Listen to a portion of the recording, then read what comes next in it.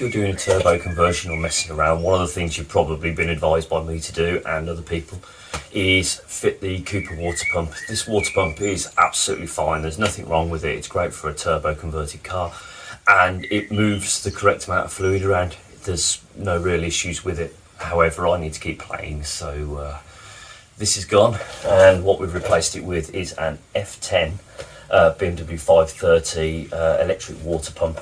It's controlled via PWM, it's a square wave. I'll put some links to the information below, and I'll also put the profiles that I'm using to drive this pump. I've used them before, so that's cool. We're going to essentially take the power back to the main fuse box, the ground, to a convenient ground point, PWM back to the ECU, and we're going to control it based on RPM and temperature, with temperature being the overriding factor. So if we're at 110 degrees and we're stationary, then this pump may run round at 100% PWM just to make sure that we're getting enough coolant to everything. But there's a couple of things about fitting this one.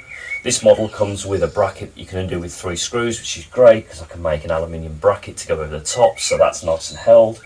The other issue I found is the port here and here, which essentially is the inlet, the inlets and the outlet to the Cooper pump are rubbish. They don't really suit on that pump what I needed. It's just got a single inlet and a single outlet, and that's because they normally have an electronic thermostat. This obviously has just a conventional thermostat, and I want to keep it that way. And also, I don't want to change all my coolant plumbing that I've already done that works. So we've got a return line coming down here, which is when the thermostat's closed. That also does a bit of the turbo cooling. Comes into here, goes round, and then we've got the bottom radiator hose that goes into the pump, and again it goes round. So what I did is essentially just cut this off here, cut the port off there, welded that one on, and then at the top, you don't use the straight one, you've got to go at an angle, maybe 35 degrees, 40 degrees, something like that, and then you can carry on using the original inlet that goes off to your engine.